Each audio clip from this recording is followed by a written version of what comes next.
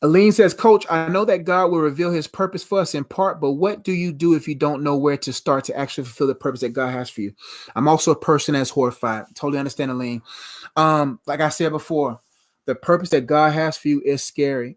I mean, the stuff that God has showed me, I recorded prophecies. People, since I was a young boy, man, people were saying you're gonna do great things, man. My mom even changed my name to Joshua because the angel, Spirit of God, told her to change my name to Joshua because I'm going to be a great leader. So I was always up under the microscope and the pressure of purpose. And when I even think about it, when I take moments to think about what God is going to do through my life globally, which He is now, is humbling. And some of that humbling comes from heaviness that God will utilize me to reach people. Like, man, I don't got no college degree, but I got a degree in life. You know what I'm saying? And I have wisdom, a gift of wisdom. And yes, it's scary, but what I realize in life is I'd rather fulfill my purpose afraid than to run in fear. I'd rather run towards my purpose afraid than to retreat in fear. So where do you start? You start with the conversation with God. You start with the conversation with God and say, God, I am afraid. I need your help. That kind of prayer God will answer immediately because you have came to the end of your road and you came to the end of your own journey and now you're ready to follow him. Coach, I know that God will reveal his purpose for us in part. That is true. That's true. I didn't cover that. That's why I say make sure you scale back your purpose from being lifelong to day long, because every day will kind of be the parts that leads to the, oh wow, this what it was. Man, if God showed you the journey the first time he gave you a nudge about your purpose, you will run away. That's why God has to show it to you in part so it make it digestible. Just like a parent choose the peas, choose the carrots, choose the food before you chew it, God choose your purpose before he gives it to you. He breaks it down the way where you're able to digest it. And that's how he does it. I know God will reveal his purpose for us in part, but what to do if you don't know where to start to actually fulfill that purpose? You focus on God, who am I? And then God will open you up and he'll say, man, you good with words, daughter. Girl, you know you can sing. Girl, when you in the mirror, girl, you just sing, girl, the way people are like, well, I'm good at makeup. Maybe makeup is an avenue, but at the bottom of it, maybe you just good at making sure women are made up. So these people are like, why am I good at makeup? Maybe because you like to see women at their best. And maybe God is going to show you, well, do makeup because you're going to have a lot of broken women come in your makeup parlor, come in your hair salon, come in your barbershop. That's why do not despise any gift. Because if you're good at barber, being a barber is a type of ministry. Being a hair designer, being a makeup artist. So you got to be able to say, okay, what am I good at?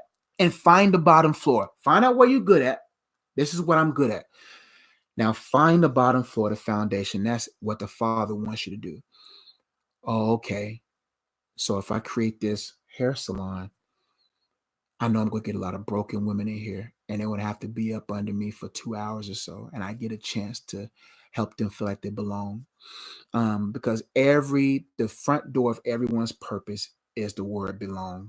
If you don't make people feel like they belong, they won't be a customer long. If you don't make people feel like they belong, they won't be around you long. Um, and that means you got to be long.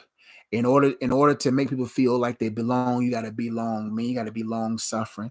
You got to be long suffering so people can be able to feel like that you are able, through the help of the Holy Spirit through you, to be able to help them get to a place of belief that their behaviors change. That's why God allows us to go through so much so that we can be lengthened, so that we can be elongated, so that we can be longer. So when people come into our lives, we can withstand 2 hours of advice. We can withstand it because we are long enough. You see what I'm saying? And so you start with a conversation with God and find out what you're good at. Like, yo, I'm good at this. Like, I'm good at words. I can only give you my example. When I found out, I looked at my yearbook. I think I was in college. And I looked at my yearbook and I was like, yo, people like my advice. People really come to me because I was just a good listener, man. I was just a good listener. I gave great advice. I was just good at words. And I was like, what's the bottom floor?